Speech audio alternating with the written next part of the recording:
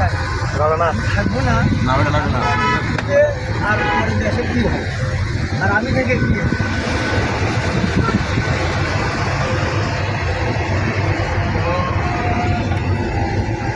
পনেরো বছর যে কাজ করেছি 5টা বছর যে কাজ করবো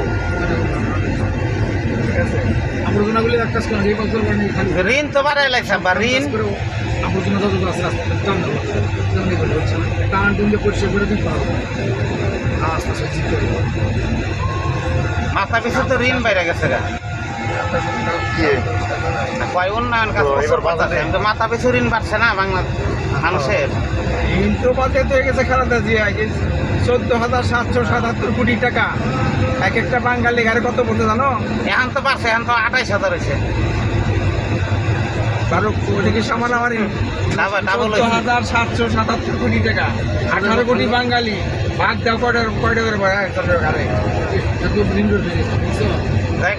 এই নাকি বলবা তুমি খাবে যে দরকার নাই আর পুরা তো ভাই ভাইয়া দিছে